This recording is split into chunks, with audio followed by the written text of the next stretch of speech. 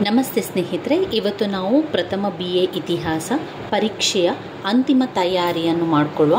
ಇದರಲ್ಲಿ ನಾವು ಈಗಾಗಲೇ ಮುಖ್ಯವಾದ ಪ್ರಶ್ನೆಗಳನ್ನು ಗುರುತನ್ನು ಹಾಕ್ಕೊಂಡಿದ್ದೇವೆ. ಇದರ ಒಂದು ಸಂಪೂರ್ಣವಾದ ಎಲ್ಲ ಮುಖ್ಯವಾದ ಪಾಯಿಂಟ್ಸ್ಗಳನ್ನು ಕೂಡ ತಿಳ್ಕೊಂಡಿದ್ದೇವೆ. ಇವತ್ತು ಕೆಲವೊಂದು ವಿವರಣೆಗಳ ಜೊತೆಗೆ ಮುಖ್ಯವಾದ ಪಾಯಿಂಟ್ಸ್ಗಳನ್ನು ನೋಡ್ತಾ ಹೋಗುವ. ಮೊದಲಿಗೆ ನಾವು ಇದರಲ್ಲಿ ನೋಡ್ಕೊಳ್ಬೇಕಾಗಿರುವಂಥದ್ದು ಇತಿಹಾಸದ ಅಧ್ಯಯನದ ಪ್ರಾಮುಖ್ಯತೆ. ಇದನ್ನು ಸಂಪೂರ್ಣವಾಗಿ ನಾನು ಈಗಾಗಲೇ ವಿವರಿಸಿದ್ದೇನೆ. ವೆರಿ ಇಂಪಾರ್ಟೆಂಟ್ ಆಗಿರುವಂಥದ್ದು ಇತಿಹಾಸದ ಅಧ್ಯಯನದ ಪ್ರಾಮುಖ್ಯತೆ. ಒಂದು ಸ್ವಲ್ಪ ಹೇಳ್ತಾ ಹೋಗ್ತೇನೆ. ಇತಿಹಾಸ ಅಂದರೆ ಏನು ಅಂತ ಮೊದಲಿಗೆ ನೀವು ಇದನ್ನು ಕಲ್ತ್ಕೊಳ್ಬೇಕು. ಅದಾದ ನಂತರದಲ್ಲಿ ಇದರಲ್ಲಿ ಇತಿಹಾಸದ ಅಧ್ಯಯನದ ಪ್ರಾಮುಖ್ಯತೆ ಏನು, ಯಾಕೆ ಅದನ್ನು ಓದ್ಕೊಳ್ಬೇಕು ಅಂತ ಹೇಳಿದರೆ, ಇತಿಹಾಸವು ಜಾಗತಿಕ ಕಾನೂನಿನ ಅರಿವನ್ನು ಬಿಚ್ಚಿಡುತ್ತದೆ, ಮಾನವನ ಇತಿಹಾಸದ ತತ್ವಗಳನ್ನು ಪೂರ್ವ ನಿರ್ಣಯಿಸುತ್ತದೆ, ಜಗತ್ತಿನ ವಿಶ್ವಾಸದೊಂದಿಗೆ ಮಾನವನ ಇತಿಹಾಸ ಸಂವಾದವನ್ನು ಅರ್ಥ ಮಾಡಿಸ್ತದೆ, ಓದುಗರಿಗೆ ವೈಚಾರಿಕ ಪ್ರಜ್ಞೆಯನ್ನು ಅದು ಕೊಡ್ತದೆ, ತೃಪ್ತಿಯನ್ನು ಕೊಡ್ತದೆ, ಪ್ರಸ್ತುತ ಕಾಲದ ಬಗ್ಗೆ ಉತ್ತಮ ತಿಳುವಳಿಕೆ ನೀಡ್ತದೆ, ಭವಿಷ್ಯದ ಕಾಲದ ಬಗ್ಗೆ ಅತ್ಯುತ್ತಮ ಸಲಹೆಯನ್ನು ನಮಗೆ ಅದು ಕೊಡ್ತದೆ, ಅನುಭವಗಳನ್ನು ಹೆಚ್ಚಿಸ್ತದೆ, ಮನುಷ್ಯ ಮತ್ತು ಸಮಾಜದ ಭವಿಷ್ಯದ ಬಗ್ಗೆ ಹೇಗೆ ಜನರು ಸ್ಪಂದಿಸುತ್ತಾರೆ ಎಂಬುದನ್ನು ತಿಳಿಸ್ತದೆ, ಒಬ್ಬ ವ್ಯಕ್ತಿಯ ಬುದ್ಧಿವಂತಿಕೆಯನ್ನು ಹೆಚ್ಚು ಮಾಡ್ತದೆ, ಚಿಂತನೆಯನ್ನು ಹೆಚ್ಚಿಸುತ್ತದೆ, ವಿವೇಚನಾಶೀಲನ ಶಕ್ತಿಯನ್ನು ಹೆಚ್ಚಿಸುತ್ತದೆ. ಆಮೇಲೆ ಒಬ್ಬ ವ್ಯಕ್ತಿಯು ಸತ್ಯವನ್ನು ಅರಿಯಲು ಅದು ಸಹಾಯ ಮಾಡ್ತದೆ, ಗತಕಾಲದ ಚರಿತ್ರೆಯನ್ನು ರಚಿಸಲು ಸಹಾಯ ಮಾಡ್ತದೆ, ಒಳ್ಳೆಯ ತೀರ್ಮಾನವನ್ನು ತೆಗೆದುಕೊಳ್ಳಿಕ್ಕೂ ಕೂಡ ಅದು ಸಹಾಯವನ್ನು ಮಾಡ್ತದೆ. ಇನ್ನು ಇತಿಹಾಸದ ವ್ಯಾಪ್ತಿಯಲ್ಲಿ ಬಂದಾಗ, ಇತಿಹಾಸದ ವ್ಯಾಪ್ತಿಯಲ್ಲಿ ನಾವು ಕಲಿಬೇಕಾಗಿರುವಂಥದ್ದು, ಇತಿಹಾಸವು ಒಂದು ವಾಸ್ತವಿಕ ವಿಷಯ, ವೈಜ್ಞಾನಿಕ ಅಲ್ಲದೆ ಕಾಲ್ಪನಿಕ ವಿಷಯ ಕೂಡ ಆಗಿರ್ತದೆ. ಕಲಾತ್ಮಕ ವಿಷಯ, ವಿಶೇಷಣಾತ್ಮಕ ವಿಷಯ, ವಿಮರ್ಶನಾತ್ಮಕ ವಿಷಯ, ಗತಕಾಲದ ಇತಿಹಾಸದ ಮೂಲವನ್ನು ಹುಡುಕ್ತದೆ. ಆಮೇಲೆ ವಿಜ್ಞಾನ ಮತ್ತು ತಂತ್ರಜ್ಞಾನದ ಅಧ್ಯಯನ, ವಿಜ್ಞಾನ ಮತ್ತು ತಂತ್ರಜ್ಞಾನದ ಅಧ್ಯಯನವನ್ನು ಮಾಡ್ತದೆ. ಮಾನವನ ಸಾಮಾಜಿಕ ಜೀವನ, ರಾಜಕೀಯ ಸಾಧನೆಗಳು, ಆರ್ಥಿಕ ವ್ಯವಸ್ಥೆ, ಸಾಂಸ್ಕೃತಿಕ ಸಾಧನೆ, ಆಮೇಲೆ ಸಂವಿಧಾನದ ಅಳವಡಿಕೆ, ಇದನ್ನೆಲ್ಲ ಕೂಡ ನಮಗೆ ಅದು ತಿಳಿಸ್ಕೊಡ್ತದೆ. ಎಲ್ಲ ವರ್ಗದ ಜನರ ಅಧ್ಯಯನಕ್ಕೂ ಕೂಡ ಇತಿಹಾಸದ ವ್ಯಾಪ್ತಿಯಾಗಿರುವಂಥದ್ದು ಒಂದು ವಾಸ್ತವಿಕತೆ, ಸತ್ಯ ಮತ್ತು ಚಿಂತನೆಗಳನ್ನು ಕೂಡ ಅಧ್ಯಯನವನ್ನು ಮಾಡ್ತದೆ. ಇನ್ನು ಇದರಲ್ಲಿ ನಾವು ನೋಡ್ಕೊಳ್ಬೇಕಾಗಿರುವಂಥದ್ದು ದಕ್ಕನ್ ಪ್ರಸ್ಥಭೂಮಿಯನ್ನು ಓದ್ಕೊಳ್ಳಿ. 5 ಅಂಕಕ್ಕೆ ಕೇಳಿರುವಂಥ ಪ್ರಶ್ನೆ. ದಕ್ಕನ್ ಪ್ರಸ್ಥಭೂಮಿ ಅಂದರೆ ದಕ್ಷಿಣ ಭಾರತವನ್ನು ಹೇಳುವಂಥದ್ದು. ಇದು ಸಿಂಧೂ ಗಂಗಾ ನದಿಯಿಂದಲೂ ತುಂಬ ಹಳೆಯದು, ಹಿಮಾಲಯಕ್ಕಿಂತಲೂ ಕೂಡ ಹಳೆಯದು. ಎಲ್ಲಿ ತನಕ ಬರ್ತದೆ ಅಂತ ಹೇಳಿದರೆ, ಅದು ನರ್ಮದಾ ತಪನದಿಯ ಪಶ್ಚಿಮದ ಕಡೆಗೆ ಹರಿದು ಅರೇಬಿಯನ್ ಸಮುದ್ರವನ್ನು ಸೇರ್ತದೆ. ಹಾಗೆಯೇ ಮಹಾನದಿ, ಗೋದಾವರಿ, ಕೃಷ್ಣ, ಕಾವೇರಿ ನದಿಗಳು ಪೂರ್ವಕ್ಕೆ ಹರಿದು ಬಂಗಾಳ ಕೊಲ್ಲಿಯನ್ನು ಸೇರ್ತದೆ. ಆ ಪ್ರದೇಶವನ್ನು ದಕ್ಕನ್ ಪ್ರಸ್ಥಭೂಮಿಯಲ್ಲಿ ಕಾಣುವಂಥದ್ದು. ನಂತರ ಇದರಲ್ಲಿ ಅನೇಕ, ದಕ್ಕನ್ನಲ್ಲಿ ಎಷ್ಟು ಜನ ಋಷಿಮುನಿಗಳು ಇಲ್ಲಿ ಜೀವನವನ್ನು ಮಾಡಿದ್ದಾರೆ. ಆಮೇಲೆ ಮಹಾಕಾವ್ಯಗಳಾದಂತಹ ರಾಮಾಯಣ, ಮಹಾಭಾರತದಲ್ಲಿ ಬಂದಂತಹ ಅಗಸ್ತ್ಯ ಮಹರ್ಷಿ ಇದ್ದಾರಲ್ಲ, ಅವರು ಕೂಡ ದಕ್ಷಿಣ ಭಾರತಕ್ಕೆ ಬಂದು ಅಲ್ಲಿ ಬಂದಂತಹ ಪ್ರಮುಖವಾದ ಋಷಿಗಳಲ್ಲಿ ಒಬ್ಬರೆಂದು ಅಗಸ್ತ್ಯ ಋಷಿಯನ್ನು ಹೇಳ್ತಾರೆ. ಅಷ್ಟೇ ಅಲ್ಲದೆ ಮಹಾನ್ ಆಚಾರ್ಯರಾದಂತಹ ಶಂಕರಾಚಾರ್ಯರು, ರಾಮಾನುಜಾಚಾರ್ಯರು, ಮಧ್ವಾಚಾರ್ಯರು ಅವರೆಲ್ಲರೂ ಕೂಡ ಬಂದಿರುವಂಥದ್ದು ಈ ದಕ್ಷಿಣ ಭಾರತದಲ್ಲಿ. ಅಲ್ಲಿ ತಮ್ಮ ಬಂದು ಭಕ್ತಿ ಚಳುವಳಿಯನ್ನು ಎಲ್ಲ ಕಡೆ ಹರಡಿರುವಂಥದ್ದು ಅವರು. ಭಕ್ತಿ ಚಳುವಳಿ ಎನ್ನುವಂಥದ್ದು ಜನ್ಮ ತಾಳಿದ್ದೇ ದಕ್ಷಿಣ ಭಾರತದಲ್ಲಿ ಅಂತ ಹೇಳುವಂಥದ್ದು. ಇನ್ನು ದಕ್ಷಿಣ ಭಾರತವು ಬಹಳ ಕಾಲದವರೆಗೆ ಮುಸ್ಲಿಮರ ಆಕ್ರಮಣದಿಂದ ಹೊರತಾಗಿದ್ದರಿಂದ ಅದು ಭೌಗೋಳಿಕವಾಗಿ ಏನೂ ಹಾಳಾಗಿರಲಿಲ್ಲ, ಹಾಗೆ ಇತ್ತು. ನಂತರ ಅದನ್ನು ಕಾಪಾಡಿಕೊಂಡು ಬರಲಿಕ್ಕೆ ಕಾರಣ ಆಯಿತು ಅಂತ ಹೇಳುವಂಥದ್ದು. ಇನ್ನು ಬರುವಂಥದ್ದು ಇದರಲ್ಲಿ ನೀವು ಓದಬೇಕಾಗಿರುವಂಥದ್ದು ಆಧಾರಗಳ ಬಗ್ಗೆ ಓದ್ಕೊಳ್ಳಿ. 5 ಅಂಕಕ್ಕೆ ಕೇಳಿದ್ದಾರೆ ಆಧಾರಗಳು. ಈ ಆಧಾರಗಳಲ್ಲಿ ನಮಗೆ ಎಲ್ಲ ರಾಜವಂಶಸ್ಥರ ಬಗ್ಗೆ, ಇತಿಹಾಸದ ಬಗ್ಗೆ ಸಂಪೂರ್ಣವಾಗಿ ನಮಗೆ ತಿಳಿಸ್ಕೊಡ್ಲಿಕ್ಕೆ ಈ ಆಧಾರಗಳು ಪ್ರಮುಖವಾಗಿ ಕಾರಣವಾಯಿತು. ಇದು ಮೌರ್ಯರ ಸಾಮ್ರಾಜ್ಯದ ಅಶೋಕನ ಮಹಾಶಯ ಕೆತ್ತಿದಂಥ ಶಿಲಾಬಂಡೆ ಶಾಸನ, ತಾಮ್ರದ ಪತ್ರಗಳು, ಬಂಡೆ ಶಾಸನ, ಶಿಲಾಸ್ತಂಭ ಶಾಸನ, ಆಮೇಲೆ ಶಿಲೆಗಳು, ಅದೆಲ್ಲ ಕೂಡ ರಾಜರ ಒಂದು ವಂಶಸ್ಥರ ಬಗ್ಗೆ, ರಾಜರ ಆಳ್ವಿಕೆ ಮಾಡಿದರ ಬಗ್ಗೆ, ಆಮೇಲೆ ಮೌರ್ಯರ ಸಾಮ್ರಾಜ್ಯ ಯಾವ ರೀತಿ ಇತ್ತು, ಯಾವ ರೀತಿ ಒಂದು ಆಡಳಿತವನ್ನು ನಡೆಸ್ತಾ ಇದ್ರು, ಎಲ್ಲ ಕೂಡ ನಮಗೆ ತಿಳಿಯುವಂಥದ್ದು ಈ ಶಾಸನದ ಆಧಾರದ ಮೂಲಕ. ಆಮೇಲೆ ನಾಣ್ಯದ ಆಧಾರವನ್ನು ಕೂಡ ತಿಳ್ಕೊಳ್ಳಿ. ನಾಣ್ಯದ ಆಧಾರದಲ್ಲಿ ನಮಗೆ ಏನು ಗೊತ್ತಾಗ್ತದೆ ಅಂತ ಹೇಳಿದರೆ, ಒಬ್ಬ ರಾಜರ ಇಸವಿ, ಅವರು ಎಷ್ಟು ವರ್ಷ ರಾಜ್ಯಭಾರವನ್ನು ಮಾಡಿದ, ಏನೆಲ್ಲ ವ್ಯವಹಾರಗಳನ್ನು ಮಾಡಿದ ಎಲ್ಲ ತಿಳಿದುಕೊಳ್ಳಲಿಕ್ಕೆ ಸಾಧ್ಯ ಆಗ್ತದೆ. ನಾಣ್ಯದಲ್ಲಿ ಬರುವಂತಹ ಇಸವಿಯಿಂದ ರಾಜ ಎಷ್ಟು ವರ್ಷಗಳ ಕಾಲ ಆಳ್ವಿಕೆ ಮಾಡ್ತಾ ಇದ್ದ, ಆಮೇಲೆ ರಾಜರ ಹೆಸರು ಕೂಡ ಆ ನಾಣ್ಯದಲ್ಲಿ ಬರೆದಿರ್ತಿದ್ರು. ಅದರಿಂದ ನಮಗೆ ನಾಣ್ಯಗಳ ವರ್ಷ, ದಿನಾಂಕ ಎಲ್ಲ ಕೂಡ ನಮಗೆ ಗೊತ್ತಾಗಲಿಕ್ಕೆ ಇದರಿಂದ ಸಾಧ್ಯ ಆಯಿತು. ಇದು ಒಂದು ಆಧಾರವಾಗಿ ನಮಗೆ ಸಿಕ್ಕಿತು. ಆಗಿನ ಕಾಲದಂತಹ ಆರ್ಥಿಕ ಪರಿಸ್ಥಿತಿ, ಆಮೇಲೆ ಅಲ್ಲಿನ ಒಂದು ರಾಜ್ಯಗಳ ವಿಸ್ತೀರ್ಣ ಏನಾಯಿತು, ರಾಜರು ಯಾವ ರೀತಿ ರಾಜ್ಯಭಾರವನ್ನು ಮಾಡಿದ್ದಾರೆ, ರಾಜರು ಎಷ್ಟು ಶ್ರೀಮಂತರಾಗಿದ್ದರೂ ಕೂಡ ಗೊತ್ತಾಗ್ತಾ ಇತ್ತು. ಹೇಗೆ ಅಂದರೆ ಈಗ ಚಿನ್ನ, ಬೆಳ್ಳಿ, ತಾಮ್ರ, ಹಿತ್ತಾಳೆ ಅನೇಕ ರೀತಿಯ ನಾಣ್ಯಗಳಿದ್ದವು. ಆ ನಾಣ್ಯಗಳನ್ನು ಇಟ್ಕೊಂಡು ಆ ನಾಣ್ಯಗಳ ಕುರಿತಾಗಿ ನಮಗೆ ರಾಜವಂಶಸ್ಥರು ಎಷ್ಟು ಶ್ರೀಮಂತರಾಗಿದ್ದರು ಅಂತ ಗೊತ್ತಾಗಲಿಕ್ಕೆ ಇದು ಸಹಾಯಕ ಆಯಿತು. ಇನ್ನು ನಾವು ಓದ್ಕೊಳ್ಬೇಕಾಗಿರುವಂಥದ್ದು ಇದರಲ್ಲಿ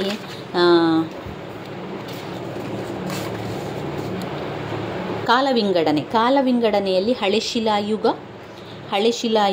ಅಥವಾ ಹಳೆಯ ಶಿಲಾಯುಗ ಅಥವಾ ಪೆಲಿಯೋಲಿಥಿಕ್ ಏಜ್, ಮೆಸೋಲಿಥಿಕ್ ಅಥವಾ ಮಧ್ಯಶಿಲಾಯುಗ, ನಿಯೋಥಿಲಿಕ್ ಅಥವಾ ಹೊಸ ಶಿಲಾಯುಗ, ಕೆಥೋಲಿಕ್ ಅಥವಾ ತಾಮ್ರ ಶಿಲಾಯುಗ. ಒಂದೊಂದು ಯುಗದಲ್ಲಿಯೂ ಕೂಡ ಒಂದೊಂದು ರೀತಿಯ ಕೆಲವೊಂದು ಉಪಯೋಗಗಳನ್ನು ಮಾಡ್ತಾ ಹೋದರು. ನಮಗೆ ಹಳೆಯ ಪ್ರಶ್ನೆ ಪತ್ರಿಕೆಯಲ್ಲಿ ಒಂದು ಪ್ರಶ್ನೆಯನ್ನು ಕೇಳಿದ್ದಾರೆ, ಹೊಸ ಶಿಲಾಯುಗ ಅಂದರೆ ಅಲ್ಲಿ ಅವರು ನವಶಿಲಾಯುಗದ ಬಗ್ಗೆ ತಿಳಿಸಿ ಅಂತ ಕೇಳಿದ್ದಾರೆ. ನವಶಿಲಾಯುಗದ ಬಗ್ಗೆ ಕೇಳಿದಾಗ ನಾವು ಅದನ್ನು ಬರಿಬೇಕು. ಇಲ್ಲಿ ಸಂಪೂರ್ಣವಾಗಿ ನವಶಿಲಾಯುಗದ ಬಗ್ಗೆ ಕೊಟ್ಟಿದ್ದಾರೆ ನೋಡಿ. ನವ ಅಂದರೆ ಹೊಸ. ಏನೆಲ್ಲ ವಿಚಾರ ಇದೆ ಅಂತ ನಾನು ನಿಮಗೆ ಹೇಳ್ತಾ ಹೋಗ್ತೇನೆ, ಅರ್ಥ ಮಾಡಿಕೊಳ್ಳಿ. ಹೊಸ ಶಿಲಾಯುಗದ ಪ್ರಮುಖ ಕಾಲವು ಭಾರತ ದೇಶದಲ್ಲಿ ಕ್ರಿಸ್ತಪೂರ್ವ 400ರಿಂದ ಕ್ರಿಸ್ತಪೂರ್ವ 1800 ನಡುವೆ ಕಾಣಿಸಿಕೊಳ್ಳುತ್ತದೆ. ಈ ಕಾಲವು ಆಹಾರವನ್ನು ಉತ್ಪಾದಿಸುವ ಕಾಲವಾಗಿತ್ತು. ಇಲ್ಲಿ ಮಾನವನು ತನ್ನ ಜೀವನವನ್ನು ಸಂಪೂರ್ಣವಾಗಿ ಬದಲಾಯಿಸಿಕೊಂಡಿರುವುದು ಕಂಡುಬರುತ್ತದೆ. ಹೊಸ ಶಿಲಾಯುಗ ಜನ ಸಮುದಾಯದ ಸುಳಿಯು ಪತ್ತೆಯಾಗುತ್ತದೆ. ದಕ್ಕನ್ ಪ್ರಾಂತ್ಯ ಮತ್ತು ನೈಋತ್ಯ ಪ್ರದೇಶದಲ್ಲಿ ಕಂಡುಬರುತ್ತದೆ. ಈ ಹೊಸ ಶಿಲಾಯುಗದ ವಾಸ್ತವ್ಯಗಳು ಬಲೂಚಿಸ್ತಾನದಲ್ಲಿ ಕಂಡುಬರುತ್ತಿದ್ದು ಕ್ರಿಸ್ತಪೂರ್ವ 3200 ಕೂಡ ಕಂಡುಬಂದಿರುವುದು. ಈ ಕಾಲದ ಹೊಸ ಜೀವನದ ಹಾದಿಯಲ್ಲಿ ಮನುಷ್ಯನೇನು ಮಾಡ್ತಾನೆ, ಪಶುಸಂಗೋಪನಾ ಕಾರ್ಯವನ್ನಲ್ಲದೆ ಬೆಳೆಗಳನ್ನು ಬೆಳೆಸುವಂತಹ ಕೆಲಸಗಳನ್ನು ಕೂಡ ಪ್ರಾರಂಭ ಮಾಡ್ತಾನೆ. ಈ ಕಾಲದಲ್ಲಿ ಸಾಕಲ್ಪಟ್ಟಂತಹ ಪ್ರಾಣಿಗಳೆಂದರೆ ನಾಯಿ, ಕುರಿ, ಆಡು ಮೊದಲಾದವುಗಳನ್ನು ಸಾಕಲಿಕ್ಕೆ ಆರಂಭ ಮಾಡ್ತಾನೆ. ಇನ್ನೂ ಬೆಳೆಗಳನ್ನು ಬೆಳೆಯುವ ಕಾರ್ಯದಲ್ಲಿ ಗೋಧಿ ಮತ್ತು ಬಾರ್ಲಿಯನ್ನು ಪ್ರಥಮವಾಗಿ ಬೆಳೆಯಲು ಆರಂಭಿಸ್ತಾನೆ. ಅಷ್ಟೇ ಅಲ್ಲದೆ ಇದರ ಪರಿಣಾಮವಾಗಿ ಮಾನವನು ಕೆಲವಾರು ಆಯ್ದ ಪ್ರದೇಶಗಳಲ್ಲಿ ವಾಸ ಮಾಡ್ತಾನೆ. ಯಾಕಂದರೆ ಹೊಸ ಶಿಲಾಯುಗ ಬಂತು ಅಂತಂದರೆ ಅಲ್ಲಿ ಜನರು ಏನು ಮಾಡ್ತಾರೆ, ಹೊಸ ಹೊಸ ಆವಿಷ್ಕಾರಗಳನ್ನು ಮಾಡ್ತಾರೆ, ಬೆಳೆಗಳನ್ನೆಲ್ಲ ಬೆಳೆಸಲಿಕ್ಕೆ ಆರಂಭ ಮಾಡ್ತಾರೆ. ಎಲ್ಲಿ ಫಲವತ್ತಾಗಿದೆ, ಭೂಮಿ ಫಲವತ್ತಾಗಿದೆ ಅಂತ ಬಂದ ಕೂಡಲೇ ಅವನು ಬೆಳೆ ಮಾಡಿದ ಕೂಡಲೇ ನಮಗೆ ಗೊತ್ತಾಗೋದಿಲ್ಲ ಅಲ್ವಾ. ಅಲ್ಲಿ ಅವನು ಇದ್ದುಕೊಂಡು ಅಲ್ಲಿ ಬೇಸಾಯವನ್ನು ಮಾಡ್ತಾನೆ, ಕೃಷಿ ಕೆಲಸಗಳನ್ನು ಮಾಡ್ತಾನೆ. ಅಲ್ಲಿ ಉತ್ತಮವಾದ ಬೆಳೆ ಬಂತು ಅಂತ ತಕ್ಷಣ ಅವನೇನು ಮಾಡ್ತಾನೆ, ಅದನ್ನು ಇಲ್ಲಿ ಬೆಳೆ ಚೆನ್ನಾಗಿ ಬಂದಿದೆ ಅಂತ. ಒಂದು ಕಡೆಯಲ್ಲಿ ಚೆನ್ನಾಗಿ ಬೆಳೆ ಬರಲಿಲ್ಲ, ಈಗ ಭತ್ತ ಬೆಳೆಸ್ತಾನೆ, ಗೋಧಿ ಬೆಳೆಸ್ತಾನೆ, ಅವನಿಗೆ ಸರಿಯಾಗಿ ಗೋಧಿ ಸಿಗುವುದಿಲ್ಲ, ಭತ್ತ ಸಿಗುವುದಿಲ್ಲ ಅಂತಂದರೆ ಅವನು ಏನಂತ ಯೋಚನೆ ಮಾಡ್ತಾನೆ, ಇದು ಫಲವತ್ತಾಗಿಲ್ಲ, ಇದರಲ್ಲಿ ಸರಿ ಬೆಳೆ ಬರೋದಿಲ್ಲ ಅಂತ ಅವನಿಗೆ ಗೊತ್ತಾಗ್ತಾ ಇತ್ತು. ಆವಾಗ ಅವನೇನು ಮಾಡ್ತಾ ಇದ್ದ, ಫಲವತ್ತಾದ ಕಡೆಗೆ ಹೋಗಿ ಅಲ್ಲಿ ಅವನು ನೆಲೆ ಮಾಡ್ತಾ ಇದ್ದ. ಅಲ್ಲಿ ಅವನು ನಿಂತ್ಕೊಂಡು ಮನೆಯನ್ನು ಕಟ್ಟಿ ಅಲ್ಲೇ ಅವನು ಜೀವನವನ್ನು ಮಾಡ್ತಾ ಇದ್ದ. ಈ ರೀತಿಯಾಗಿ ಮಾಡ್ತಾ ಇದ್ದ ಹೊಸ ಶಿಲಾಯುಗ. ಮನೆ ಅಂತ ಇರಲಿಲ್ಲ, ಅವರು ಒಟ್ಟಿನಲ್ಲಿ ಕಾಡಿನಲ್ಲಿರ್ತಿದ್ದ ಹಾಗೆ ಇದು ಗುಹೆಗಳಲ್ಲೆಲ್ಲ ಅವರು ಇರ್ತಾ ಇದ್ದದ್ದು. ಈಗ ನಮಗೂ ಕೂಡ ಒಂದು ಕಡೆ ಪ್ರದೇಶದಲ್ಲಿ ನಾವು ಏನಾದರೂ ಒಂದು ಬೆಳೆ ಬೆಳೆಸ್ತೇವೆ, ತರಕಾರಿಗಳನ್ನೆಲ್ಲ ಬೆಳೆಸ್ತೇವೆ. ಆ ತರಕಾರಿಗಳೆಲ್ಲ ಸರಿಯಾಗಿ ಆಗದಿದ್ದಾಗ ನಾವೇನು ಹೇಳ್ತೇವೆ, ಈ ಜಾಗ ಬೇಡ, ಈ ಜಾಗ ಇದಕ್ಕೆ ಸರಿಯಾಗಿಲ್ಲ, ಮತ್ತೊಂದು ಜಾಗದಲ್ಲಿ ಪ್ರಯತ್ನವನ್ನು ಪಡ್ತೇವೆ. ಅದೇ ರೀತಿ ಇಲ್ಲಿ ಹೊಸ ಶಿಲಾಯುಗದಲ್ಲಿ ಕೂಡ ಏನಾಗ್ತದೆ, ಜನರು ಏನು ಮಾಡ್ತಾರೆ, ಹೊಸ ಹೊಸ ಬೆಳೆಗಳನ್ನು ಬೆಳೀಲಿಕ್ಕೆ ಆರಂಭ ಮಾಡ್ತಾರೆ. ಆಯಾ ಪ್ರದೇಶದಲ್ಲಿ ಅವರು ಇರಲಿಕ್ಕೂ ಕೂಡ ಪ್ರಯತ್ನವನ್ನು ಮಾಡ್ತಾರೆ. ಇದರಿಂದಾಗಿ ಒಂದೇ ಕಡೆಯಲ್ಲಿ ನೆಲೆಸಲಿಕ್ಕೆ ಅವರು ಸ್ಟಾರ್ಟ್ ಮಾಡ್ತಾರಲ್ವ, ಅಲ್ಲಿ ಹಳ್ಳಿ ಆಗಲಿಕ್ಕೆ ಆರಂಭವಾಯಿತು. ಹಳ್ಳಿ ನಿರ್ಮಾಣವಾಗಿದ್ದಲ್ಲದೆ ಕೃಷಿಕ ಸಮುದಾಯಗಳ ವ್ಯವಸ್ಥೆಯಾಗಿರೋದು ಕೂಡ ಕಂಡುಬರ್ತದೆ. ಇವನ ಕಾರ್ಯದಲ್ಲಿ ಅಗತ್ಯವಾದಂತಹ ಆಯುಧಗಳನ್ನು ಸಹ ಬದಲಾವಣೆಯಾಗಿರುವುದು ಆ ಕಾಲದಲ್ಲಿ ನಾವು ಕಾಣುವಂಥದ್ದು. ಈ ಎಲ್ಲ ಬದಲಾವಣೆಗಳು ಪ್ರಪ್ರಥಮವಾಗಿ ಭಾರತದ ವಾಯುವ್ಯ ಪ್ರದೇಶದಲ್ಲಿ ನಮಗೆ ಕಂಡುಬರುತ್ತದೆ. ವಾಯುವ್ಯ ಪ್ರದೇಶದಲ್ಲಿ ಅಲ್ಲಿ ಕಂಡುಬರುವಂಥದ್ದು ಹರಪ್ಪ ಸಂಸ್ಕೃತಿಯ ಹುಟ್ಟು, ಅಭಿವೃದ್ಧಿಯಲ್ಲಿ ಕೂಡ ಪರ್ಯವಸಾನವಾಯಿತು. ಇನ್ನು ಭಾರತದ ಉಳಿದ ಪ್ರದೇಶಗಳಲ್ಲಿ ಕೂಡ ಬದಲಾವಣೆ ಆಗ್ತಾ ಹೋಗಿ ಹೊಸ ಶಿಲಾಯುಗ, ನವಶಿಲಾಯುಗ, ಮಧ್ಯಮ ಶಿಲಾಯುಗ ಈ ರೀತಿಯಾಗಿ ಬೇರೆ ಬೇರೆ ಯುಗಗಳು ಬಂದಿರುವಂಥದ್ದು. ಇನ್ನು ನಾವು ನೋಡಬೇಕಾಗಿರುವಂಥದ್ದು ಕಬ್ಬಿಣದ ಯುಗ. ಈ ಕಬ್ಬಿಣದ ಯುಗದಲ್ಲಿ ಯಾಕೆ ಇದನ್ನು ಕಬ್ಬಿಣದ ಯುಗ ಓದಬೇಕು? 5 ಅಂಕಕ್ಕೆ ಕೇಳಿದ್ದಾರೆ. ಕಬ್ಬಿಣ ಯುಗ ಅಂದರೆ ಕಬ್ಬಿಣವನ್ನು ಉಪಯೋಗಿಸುತ್ತಿದ್ದಂತಹ, ಪ್ರಾರಂಭ ಮಾಡಿದಂತಹ ಒಂದು ಸಮಯವನ್ನು ನಾವು ಕಬ್ಬಿಣದ ಯುಗ ಅಂತ ಹೇಳುವಂಥದ್ದು. ಕಬ್ಬಿಣವನ್ನು ಉಪಯೋಗಿಸುತ್ತಿದ್ದರೆಂಬುದನ್ನು ಅಧ್ಯಯನ ನಮಗೆ ತಿಳಿದು ಬರುವಂಥದ್ದು. ಕಬ್ಬಿಣ ಉಪಯೋಗದ ಕಾಲವು ಒಂದು ಪ್ರದೇಶದಿಂದ ಮತ್ತೊಂದು ಪ್ರದೇಶಕ್ಕೆ ಬದಲಾವಣೆಗಳಾಗಿರುವುದನ್ನು ಕೂಡ ಕಂಡುಬರ್ತದೆ. ಕ್ರಿಸ್ತಪೂರ್ವ 1000ರಿಂದ ಕ್ರಿಸ್ತಪೂರ್ವ 500ರ ತನಕ ಇದರ ಉಪಯೋಗ ಇರುವಂಥದ್ದು ಕಾಣ್ತದೆ. ಎಲ್ಲೆಲ್ಲ ಇತ್ತು ಕಬ್ಬಿಣ ಯುಗ, ಎಲ್ಲೆಲ್ಲ ಯಾವ ಪ್ರದೇಶದಲ್ಲಿ ಎಲ್ಲ ಇತ್ತು ಅಂತ ಹೇಳಿದರೆ, ಒಂದು ಗಂಗಾ ನದಿ ಕಣಿವೆಯ ಮೇಲ್ದಂಡೆಯಲ್ಲಿ, ಗಂಗಾ ನದಿಯ ಕಣಿವೆಯ ಮೇಲ್ದಂಡೆಯಲ್ಲಿತ್ತು. ಎರಡನೆಯದಾಗಿ ಮಾಳ್ವ ಪ್ರಸ್ಥಭೂಮಿ ಮತ್ತು ತಪತಿ ಕಣಿವೆಯಲ್ಲಿತ್ತು. ಮಾಳ್ವ ಪ್ರಸ್ಥಭೂಮಿ ಮತ್ತು ತಪತಿ ಕಣಿವೆ ದಕ್ಷಿಣ ಮತ್ತು ಕೇಂದ್ರ ಭಾರತದ ಹಲವು ಭೂಭಾಗದಲ್ಲಿ, ಬಲೂಚಿಸ್ತಾನದ ಬಯಲಿನಲ್ಲಿ, ಮಧ್ಯ ಮತ್ತು ಗಂಗಾ ನದಿಯ ಕಣಿವೆಯ ಕೆಳಭಾಗದಲ್ಲಿ, ಗಂಗಾ ನದಿಯ ಮೇಲ್ಭಾಗದಲ್ಲಿ ಕೂಡ ಇತ್ತು, ಗಂಗಾ ನದಿಯ ಕೆಳಭಾಗದಲ್ಲಿ ಕೂಡ ಇರ್ತದೆ. ವಾಯುವ್ಯ ಭಾಗ, ಅದರಲ್ಲೂ ಪೆಶಾವರ್ ಪ್ರಾಂತ್ಯದ ಪ್ರಮುಖ ಭಾಗಗಳನ್ನು ಕೂಡ ನಾವಿಲ್ಲಿ ಕಾಣುತ್ತೇವೆ. ಗಂಗಾ ನದಿ ಕಣಿವೆಯ ಮೇಲ್ಕಂಡೆ ಮತ್ತು ಸಿಂಧೂ ಗಂಗಾ ನದಿ ಕಣಿವೆಯ ಮಧ್ಯಭಾಗದಲ್ಲಿ ಪ್ರಪ್ರಥಮವಾಗಿ ಕಬ್ಬಿಣದ ಸುಳಿವು ನಮಗೆ ಸಿಗ್ತದೆ. ಕ್ರಿಸ್ತಪೂರ್ವ 800ರಲ್ಲಿ ಇಲ್ಲಿಯ ಸಂಸ್ಕೃತಿಯಲ್ಲಿ ಬಣ್ಣ ಹಾಕಿದಂತಹ ಕಬ್ಬಿಣದ ಬೂದು ಬಣ್ಣದ ಪಾತ್ರೆಗಳು ಕಂಡುಬರ್ತದೆ. ಮೊದಲಿಗೆ ಅವುಗಳ ಉಪಯೋಗ ತುಂಬ ಕಡಿಮೆ ಪ್ರಮಾಣದಲ್ಲಿತ್ತು. ನಂತರ ಕ್ರಿಸ್ತಪೂರ್ವ 6ನೇ ಶತಮಾನದ ಮಧ್ಯಭಾಗಕ್ಕೆ ಬಂದಾಗ ಇದರ ಉಪಯೋಗ ಸಾಮಾನ್ಯವಾಗಿ ಕಂಡುಬರ್ತದೆ. ಆ ಕಾಲದಲ್ಲಿ ಏನು ಮಾಡ್ತಾಯಿದ್ರು ಅಂದರೆ ಕಪ್ಪು ಬಣ್ಣದ ಮೆರಗನ್ನು ಪಾತ್ರೆಗಳಿಗೆ ಕೊಡ್ತಾಯಿದ್ರು. ಕಪ್ಪು ಬಣ್ಣ ಎಲ್ಲವನ್ನು ಕೂಡ, ಪಾತ್ರ ಕಪ್ಪು ಆಗಿ ಕೊಡುವಂಥದ್ದು ಕಬ್ಬಿಣವೇ, ಆದರೆ ಕಪ್ಪು ಬಣ್ಣವನ್ನು ಕೊಟ್ಟು ಅದನ್ನು ಉಪಯೋಗ ಮಾಡ್ತಾಯಿದ್ರು. ಆ ಕಾಲದಲ್ಲಿ ಉಪಯೋಗ ತಾಣಗಳ ಕೇಂದ್ರಗಳು, ಪ್ರಾಂತ್ಯಗಳು ಗಂಗಾ ನದಿಯ ಕೆಳಭಾಗದಲ್ಲಿ ಸ್ಥಾಪಿತವಾಗಿ ಹಿಂದಿನ ಸಂಸ್ಕೃತಿಗಿಂತ ವಿಭಿನ್ನವಾದ ಮತ್ತು ಮಹತ್ವಪೂರ್ವಕವಾದಂತಹ ಸಂಸ್ಕೃತಿಯಾಗಿ ರೂಪಿತಾಯಿತು. ಮಾಳ್ವದ ಪ್ರಾಂತ್ಯದಲ್ಲಿ ಮತ್ತು ತಪತಿ ನದಿ ಕಣಿವೆಯಲ್ಲೂ ಕೂಡ ಇತ್ತು. ಎಲ್ಲ ಪ್ರದೇಶದಲ್ಲಿ ನಾವೀಗೆಲ್ಲ ಯಾವುದೆಲ್ಲ ಹೇಳಿದ್ದೇವಲ್ವಾ, ಇಲ್ಲಿ ಯಾವುದೆಲ್ಲ ಪ್ರದೇಶದಲ್ಲಿ ಹೇಳಿದ್ದೇವೆ ಅದನ್ನೆಲ್ಲ ಬರಿಬೇಕು ನೀವು ಅದರಲ್ಲಿ. ಅಲ್ಲೆಲ್ಲ ಕೂಡ ಕಬ್ಬಿಣ ಯುಗವನ್ನು ಸ್ವಲ್ಪ ಕಂಡು ಬಂತು. ನಂತರ ಏನಾಯಿತು ಅಂತ ಹೇಳಿದರೆ, ಇದರ ಜೊತೆಗೆ ಕಬ್ಬಿಣದ ಉಪಯೋಗ ಹೊಸ ಶಿಲಾಯುಗದ ಕಾಲವನ್ನು ಬದಲು ಮಾಡಿರುವುದು ಕೂಡ ಕಾಣ್ತದೆ. ಈ ಪ್ರದೇಶದಲ್ಲಿ ಸಿಕ್ಕಿರುವಂಥ ಅನೇಕ ಕಬ್ಬಿಣದ ಉಪಕರಣಗಳು ಕಬ್ಬಿಣದ ಅಸ್ತಿತ್ವವನ್ನು ತೋರ್ತದೆ ಅಂತ ಹೇಳುವಂಥದ್ದು. ಕಬ್ಬಿಣದ ಯುಗ ಅಂತ 5 ಅಂಕಕ್ಕೆ ಬಂದಾಗ ನೀವು ಅದನ್ನೆಲ್ಲ ಬರಿತಾ ಹೋದರೆ ಆಯಿತು. ಇನ್ನು ಓದುವಂಥದ್ದು ಹರಪ್ಪ ಸಂಸ್ಕೃತಿ ನಾಗರಿಕತೆಯ ಲಕ್ಷಣಗಳು. ಈಗಾಗಲೇ ತಿಳಿಸಿದ್ದೇನೆ. ಹರಪ್ಪ ಸಂಸ್ಕೃತಿಯಲ್ಲಿ ಮೊಹೆಂಜೋದಾರ 5 ಅಂಕಕ್ಕೆ ಕೇಳ್ತಾರೆ. ಅದಾದ ಮೇಲೆ ಹರಪ್ಪ ಸಂಸ್ಕೃತಿಯ ಲಕ್ಷಣಗಳು, ನಗರ ಯೋಜನೆ, ಸಿಂಧೂ ಕಣಿವೆಯ ನಗರ ಯೋಜನೆ ಅಂತ ಕೇಳಿದರು. ನಗರ ಯೋಜನೆಯನ್ನು ನಾವು ಬರಿತಾ ಹೋಗಬೇಕು. ಹರಪ್ಪ ಸಂಸ್ಕೃತಿಯ ಲಕ್ಷಣಗಳಲ್ಲಿ ಫಸ್ಟ್ ನಗರ ಯೋಜನೆಯನ್ನು ಬರಿತಾ ಹೋಗಿ. ಹರಪ್ಪ ಸಂಸ್ಕೃತಿ ನಗರ ಯೋಜನೆಯ ಸಂಪೂರ್ಣ ವಿವರಣೆಯನ್ನು ನಾನು ಈಗಾಗಲೇ ಒಂದು ನಿನ್ನೆಯ ವಿಡಿಯೋದಲ್ಲಿ ನಾನು ಹಾಕಿದ್ದೆ. ಹರಪ್ಪ ಸಂಸ್ಕೃತಿಯ ಲಕ್ಷಣಗಳು ಸಂಪೂರ್ಣ ವಿವರಣೆಯನ್ನು ಕೂಡ ಕೊಟ್ಟಿದ್ದೇನೆ. ಈ ವಿಡಿಯೋದಲ್ಲಿ ನಾನು ಪಾಯಿಂಟ್ಸನ್ನು ಮಾತ್ರ ನಿಮಗೆ ಹೇಳ್ತಾ ಹೋಗ್ತೇನೆ. ಸಾಮಾಜಿಕ ಜೀವನ, ಆಹಾರ, ವಸ್ತುಗಳು ಮತ್ತು ಆಭರಣಗಳು, ವಿನೋದ ಕ್ರೀಡೆಗಳು, ಶಿಕ್ಷಣ ಮತ್ತು ಬರವಣಿಗೆ, ಶವ ಸಂಸ್ಕಾರದ ವಿಧಿಗಳು, ಆರ್ಥಿಕ ಜೀವನದಲ್ಲಿ ಕೃಷಿ ಮತ್ತು ಕೃಷಿ ಉತ್ಪಾದನೆ, ಗೃಹ ಕೈಗಾರಿಕೆ ಉತ್ಪಾದನೆ, ಪಶುಸಂಗೋಪನೆ, ವ್ಯಾಪಾರ ಮತ್ತು ವಾಣಿಜ್ಯ. ಧಾರ್ಮಿಕ ಜೀವನವನ್ನು ನೋಡಿದರೆ ಅವರು ಶಿವನ ಆರಾಧನೆಯನ್ನು ಮಾಡ್ತಾಯಿದ್ರು ಮತ್ತು ಪ್ರಕೃತಿ ಪೂಜೆಯನ್ನು ಮಾಡ್ತಾಯಿದ್ರು.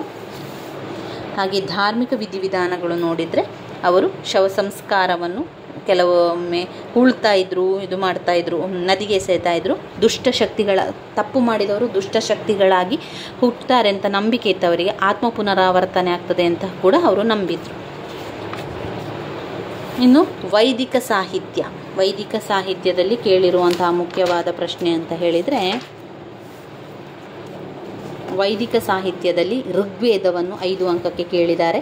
ಹಾಗೆಯೇ ಉಪನಿಷತ್ತುಗಳ ಬಗ್ಗೆ 5 ಅಂಕಕ್ಕೆ ಕೇಳಿದ್ದಾರೆ. ಅಥರ್ವಣ ವೇದವನ್ನು ಕೂಡ 5 ಅಂಕಕ್ಕೆ ಕೇಳಿದ್ದಾರೆ. ಈ 3 5 ಅಂಕದ ಪ್ರಶ್ನೆಗಳ ಬಗ್ಗೆ ಸ್ವಲ್ಪ ವಿವರಣೆಯನ್ನು ಕೊಡ್ತಾ ಹೋಗ್ತೇನೆ.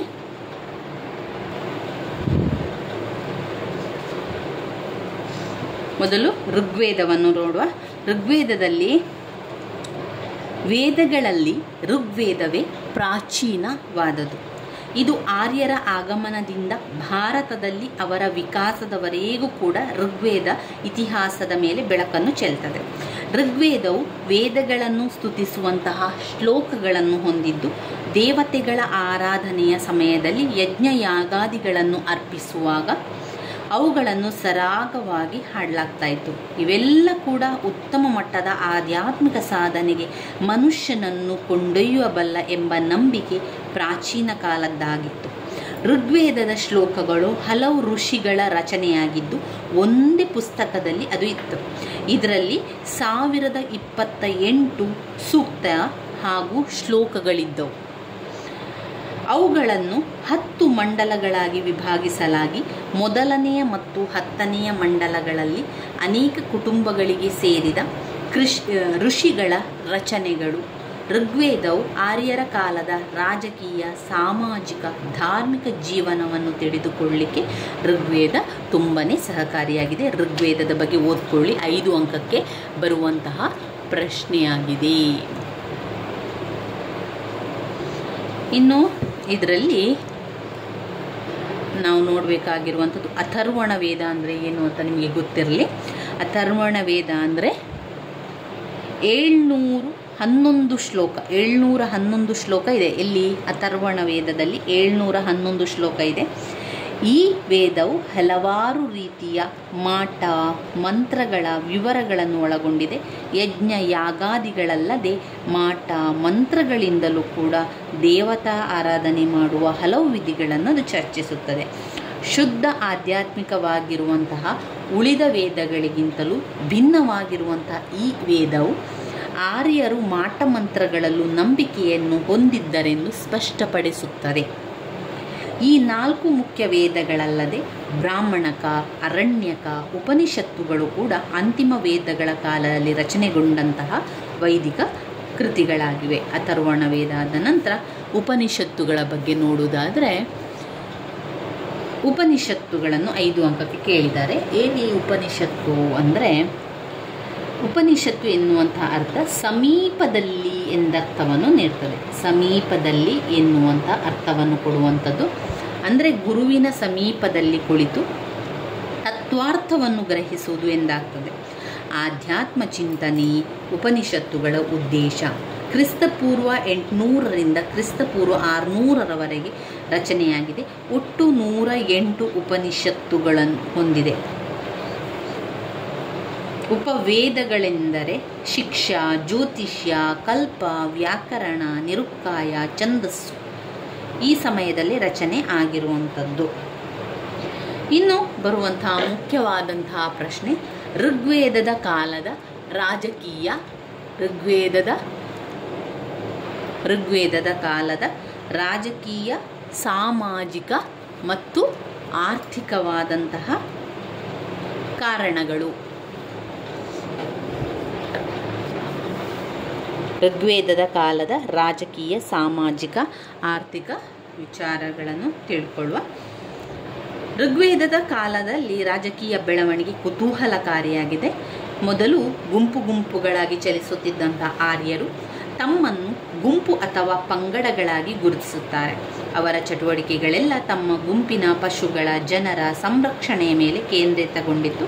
ಹೀಗೆ ಒಂದು ಕಡೆಯಿಂದ ಮತ್ತೊಂದು ಕಡೆಗೆ ಚಲಿಸುತ್ತಿದ್ದಂಥ ಆರ್ಯರು ಋಗ್ವೇದದ ಕಾಲದಲ್ಲಿ ಭಾರತದ ವಾಯುವ್ಯ ಭಾಗದ ಸಪ್ತ ಸಿಂಧು ಪ್ರದೇಶದಲ್ಲಿ ಅಂದರೆ ನಂತರ ಗಂಗಾ ಯಮುನಾ ನದಿ ಬಯಲು ಪ್ರದೇಶದಲ್ಲಿ ಅಲ್ಲೇ ನೆಲೆಸಿ ಅಲ್ಲೇ ಜೀವನವನ್ನು ಆರಂಭಿಸಿದರು. ಋಗ್ವೇದದ ಕಾಲದ ರಾಜಕೀಯ ಕುಟುಂಬ, ಗ್ರಾಮ, ವಿಷ, ಜನ, ಗಣ, ರಾಜ್ಯಗಳ ರೂಪದಲ್ಲಿ ವ್ಯವಸ್ಥಿತಗೊಂಡಿದೆ. ಕುಲಗಳು ಮತ್ತು ಪಂಗಡಗಳು. ಇಲ್ಲಿ ಮೊದಲನೇದಾಗಿ ಋಗ್ವೇದದ ಕಾಲದ ರಾಜಕೀಯದ ಬೆಳವಣಿಗೆಯನ್ನು ನೋಡುವ. ಋಗ್ವೇದದ ಕಾಲದ ರಾಜಕೀಯ ಬೆಳವಣಿಗೆಯಲ್ಲಿ ಕುಲಗಳು ಮತ್ತು ಪಂಗಡಗಳು, ರಾಜ ಮತ್ತು ಕರ್ತವ್ಯಗಳು, ಸಭೆ ಮತ್ತು ಸಮಿತಿ, ನ್ಯಾಯಾಡಳಿತದ ಸಮಿತಿ, ಕುಲ ಮತ್ತು ಪಂಗಡಗಳು, ರಾಜನ್ ಮತ್ತು ಅವನ ಕರ್ತವ್ಯಗಳು, ಸಭೆ ಮತ್ತು ಸಮಿತಿಗಳು, ನ್ಯಾಯಾಡಳಿತ ಮಂಡಳಿ. ಋಗ್ವೇದದ ಕಾಲದ ರಾಜಕೀಯ ಜೀವನದಲ್ಲಿ ಮತ್ತೊಮ್ಮೆ ಪಾಯಿಂಟ್ಸ್ ಹೇಳುವ: ಕುಲ ಹಾಗೂ ಪಂಗಡಗಳು, ರಾಜನ್ ಮತ್ತು ಅವನ ಕರ್ತವ್ಯಗಳು, ಸಭೆ ಮತ್ತು ಸಮಿತಿಗಳು, ನ್ಯಾಯಾಡಳಿತ ಪದ್ಧತಿಗಳು. ಕುಲ ಹಾಗೂ ಪಂಗಡಗಳ ಬಗ್ಗೆ ನಾವು ನೋಡಿದರೆ, ಋಗ್ವೇದದ ಕಾಲದಲ್ಲಿ ಕುಟುಂಬವು ರಾಜಕೀಯ ವ್ಯವಸ್ಥೆಯ ಮೂಲ ಘಟಕವಾಗಿತ್ತು. ಹಲವು ಕುಟುಂಬಗಳು ಸೇರಿ ಒಂದು ಕುಲವಾಗ್ತಾ ಇತ್ತು, ಹಲವಾರು ಕುಲಗಳು ಸೇರಿ ಒಂದು ಪಂಗಡ ಆಗ್ತಾ ಇತ್ತು. ಮೊದಲಿಗೆ ಕುಲ ಇತ್ತು, ಸಣ್ಣ ಸಣ್ಣ ಕುಲಗಳೆಲ್ಲ ಸೇರಿ ಒಂದು ಪಂಗಡ ಆಗಿರುವಂಥದ್ದು. ಇಡೀ ಪಂಗಡ ಆಗಬೇಕಾದ್ರೆ ಅನೇಕ ಸಣ್ಣ ಸಣ್ಣ ಕುಲಗಳೆಲ್ಲ ಸೇರಿ ಇಡೀ ಪಂಗಡವಾಗುವಂಥದ್ದನ್ನು ಕಾಣ್ಬೋದು. ಇದು ಋಗ್ವೇದದ ಕಾಲದ ರಾಜಕೀಯ ಪರಿಸ್ಥಿತಿಯಲ್ಲಿ ಕಾಣುವಂಥದ್ದು. ಆರ್ಯರೆಲ್ಲರೂ ಯುದ್ಧ ಪ್ರಿಯರು ಕೂಡ ಆಗಿದ್ದರು. ಅಂತಿಮ ವೇದದ ಕಾಲದಲ್ಲಿ ಅನೇಕ ಸಣ್ಣ ಪುಟ್ಟ ರಾಜ್ಯಗಳು, ಭೋಜ್ಯ ಮಹಾರಾಜ್ಯ ಸಾಮ್ರಾಜ್ಯಗಳ ವಿಕಾಸ ಕೂಡ ಹೊಂದುತ್ತದೆ. ಇನ್ನು ರಾಜನ್ ಮತ್ತು ಅವನ ಕರ್ತವ್ಯಗಳು ಯಾವ ರೀತಿ ಇತ್ತು? ರಾಜ ಮತ್ತು ಅವನ ಕರ್ತವ್ಯ. ಋಗ್ವೇದದ ಕಾಲದಲ್ಲಿ ಸರಕಾರವೆಂದರೆ ಪ್ರಭುತ್ವ. ಋಗ್ವೇದದ ಕಾಲದಲ್ಲಿ ಸರಕಾರ ಅಂದರೆ ರಾಜನೆಂದರೆ ಸರಕಾರ. ಅವನೇ ಎಲ್ಲದಕ್ಕೂ ಕೂಡ ಮುಖ್ಯಸ್ಥ. ಅವನೇ ಸಂಪೂರ್ಣವಾದ ಹತೋಟಿಯನ್ನು ಇಟ್ಕೊಳ್ಳುವಂಥದ್ದು ಅವನೇ. ಅವನ ಕೈಯಲ್ಲಿ ಎಲ್ಲವೂ ಕೂಡ ಇರುವಂಥದ್ದು ಋಗ್ವೇದದ ಕಾಲದಲ್ಲಿ. ಕೆಲವೊಮ್ಮೆ ರಾಜನು ಚುನಾಯಿತನಾಗುತ್ತಿದ್ದನು. ರಾಜ್ಯತ್ವವು ವಂಶಪಾರಂಪರ್ಯವಾಗಿ ಬರ್ತಾ ಇತ್ತು. ರಾಜನು ತನ್ನ ಪಂಗಡದ ಸದಸ್ಯರ ಗೌರವಾದರಗಳಿಗೆ ಪಾತ್ರನಾಗುತ್ತಿದ್ದನು. ಇವನು ನಿರಂಕುಶಾಧಿಕಾರಿಯಾಗಿರಲಿಲ್ಲ, ಏಕೆಂದರೆ ರಾಜ ತನ್ನ ದೈನಂದಿನ ಕಾರ್ಯಗಳಲ್ಲಿ ಕೆಲವು ಸಂಪ್ರದಾಯಗಳನ್ನು ಪಾಲಿಸಬೇಕಾಗ್ತಾ ಇತ್ತು. ರಾಜನ ಅಧಿಕಾರ ಸೀಮಿತವಾಗಿದ್ದು ಹೆಚ್ಚಿನ ಪ್ರಭಾವವಾಗಲಿ ಶ್ರೀಮಂತಿಕೆಯ ಪ್ರದರ್ಶನವಾಗಲಿ ಇರುತ್ತಿರಲಿಲ್ಲ.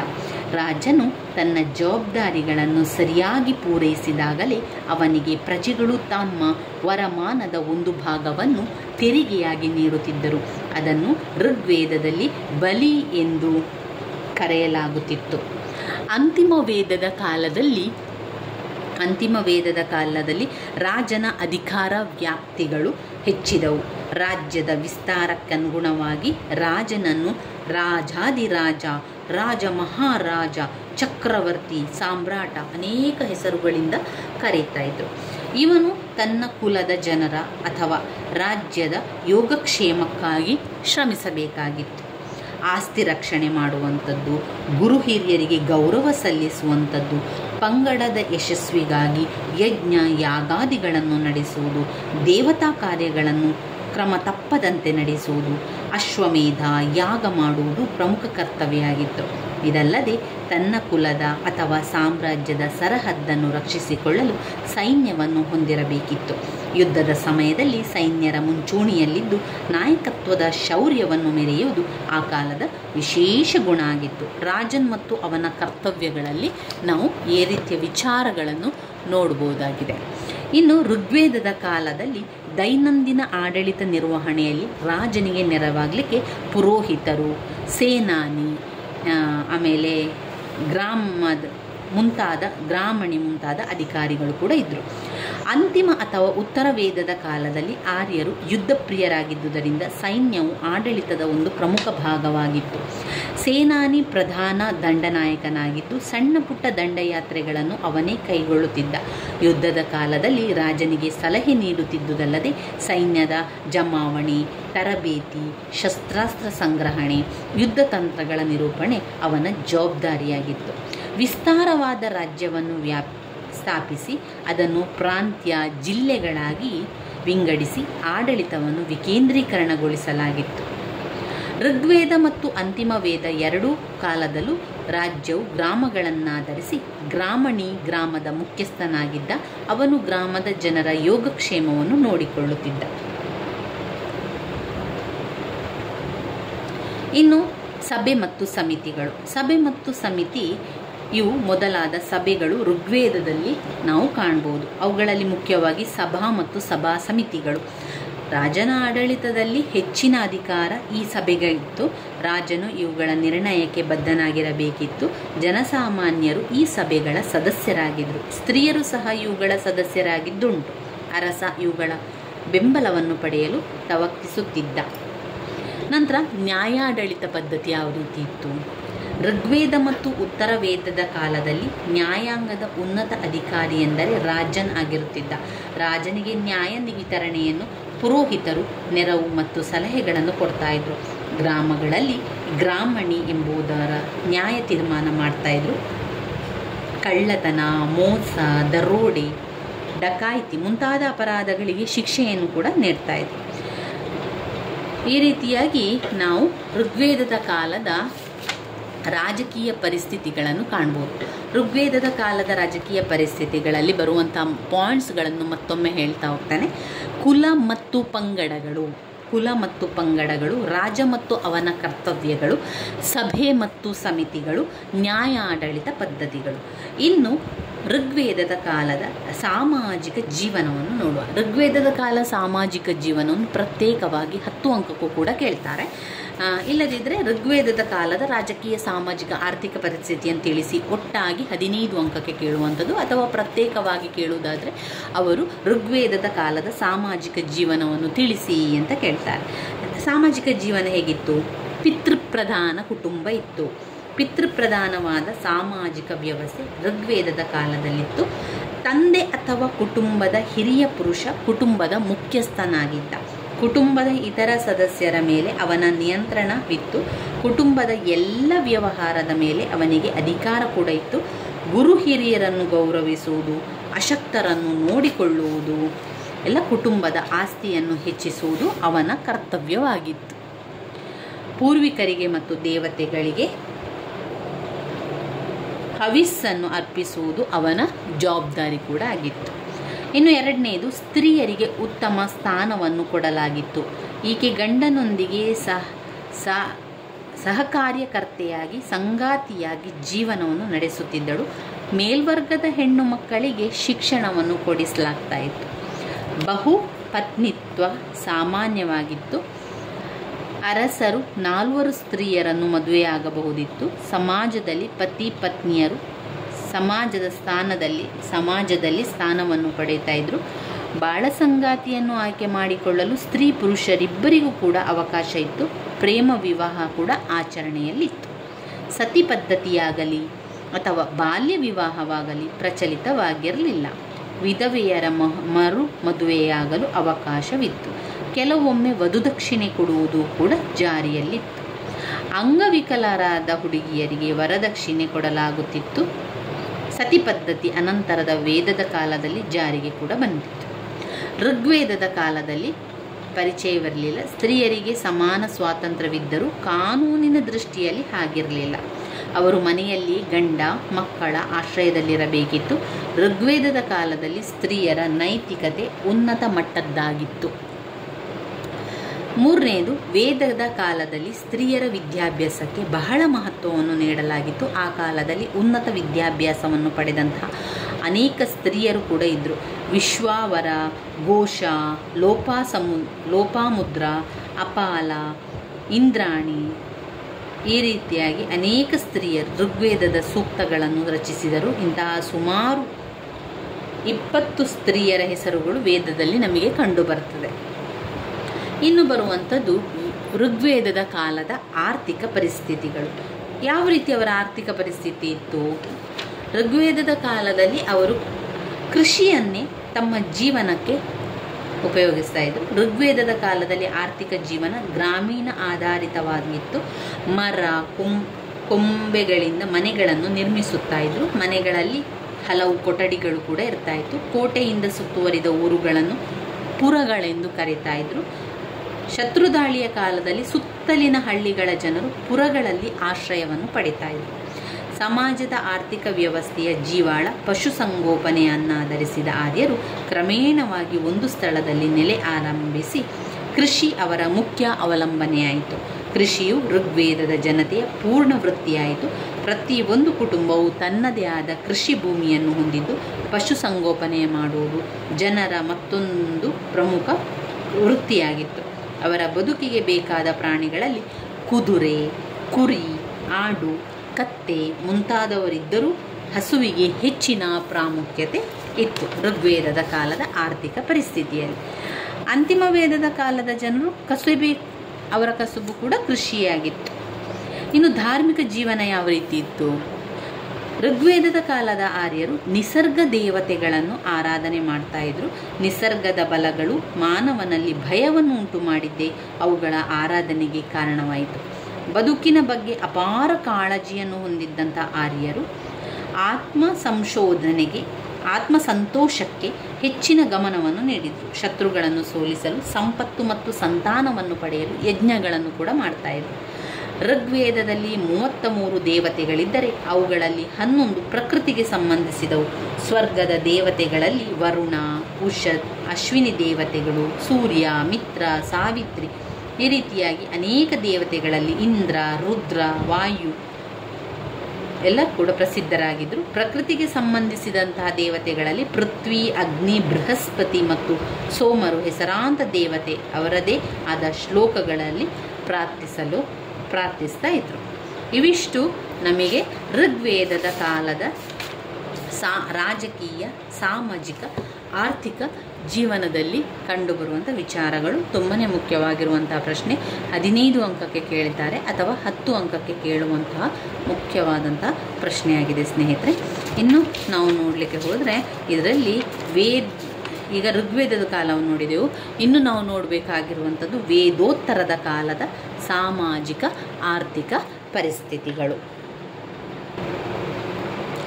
ವೇದೋತ್ತರದ ಕಾಲದ ಸಾಮಾಜಿಕ ಆರ್ಥಿಕ ಪರಿಸ್ಥಿತಿ, ನಾವು ಈಗ ಋಗ್ವೇದದ ಕಾಲದ ಆರ್ಥಿಕ ಪರಿಸ್ಥಿತಿಗಳನ್ನೆಲ್ಲ ನೋಡ್ಕೊಂಡೇವಲ್ಲ, ಅದೇ ರೀತಿಯಲ್ಲಿ ಸ್ವಲ್ಪ ಬದಲಾವಣೆಗಳನ್ನು ಕಾಣ್ಬೋದು.